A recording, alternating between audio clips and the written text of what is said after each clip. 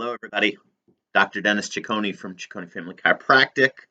I wanted to talk to you a little bit today about diabetes. This is something that comes up so much with our practice members, and they really struggle with it and have a lot of questions about it. So, wanted to just talk to you about a couple things in regards to that and how we can help improve that in that area of your life if it's you or somebody you care about.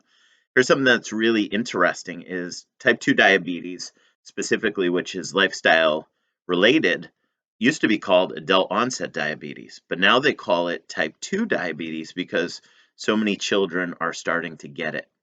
So when we start looking at the foods we're eating, that's one of the prime areas that we can look at to start making these changes. Not only is food inflammatory, but it tends to have a lot of junk, toxicity, high in sugars, refined carbohydrates, and these are the types of things that can really cause these issues with diabetes that become a bigger and bigger issue.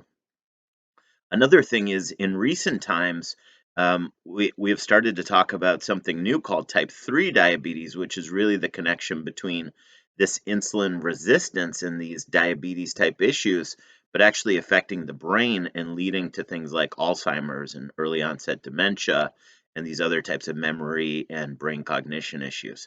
So this is a really big deal. One of the reasons we have such success with this in the office is one of the things that you can control at the biggest level with lifestyle is what you eat.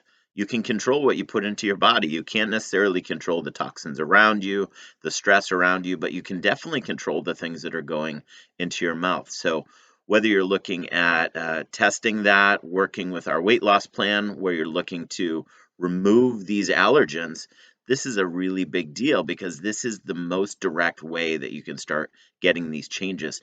And with our weight loss patients, we're noticing these changes within weeks, of making changes in these sugar levels.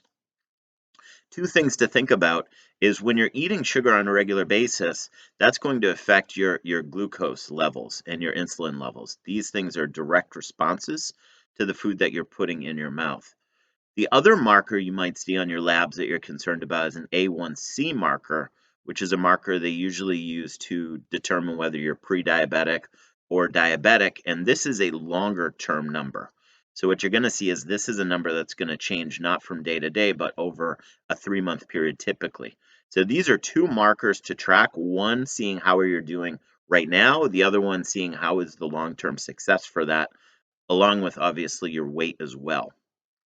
Just a little bit about insulin, diabetes, and sugar and how the process works, because many people don't teach us this, is when you eat food that is a sugary carbohydrate or something that turns into a sugar, the body is going to increase insulin.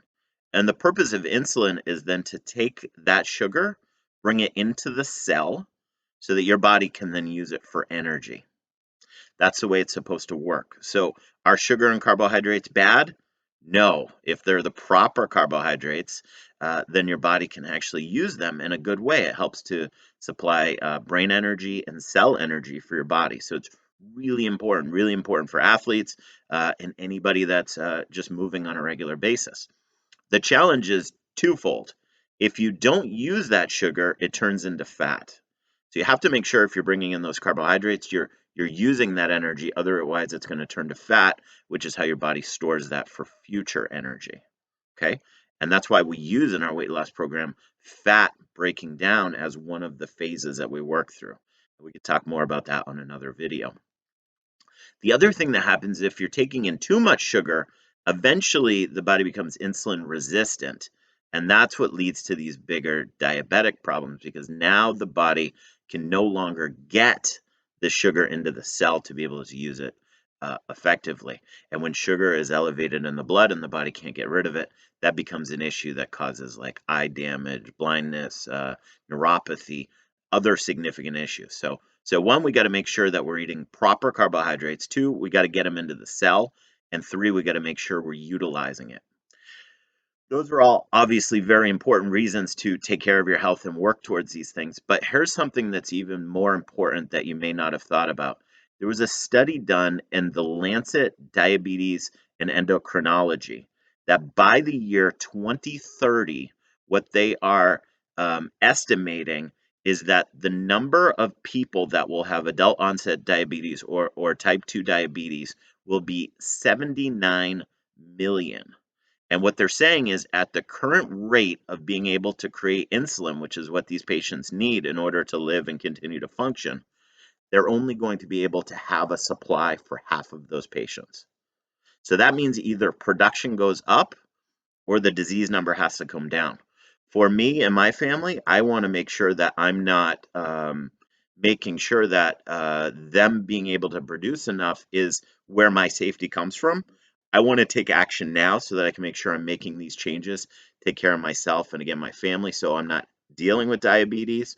My body's able to handle this without being dependent on insulin, and I don't have to rely on other people to make sure that me and my family are safe. So be well, keep up the good work, and hopefully this was helpful. Have a great day.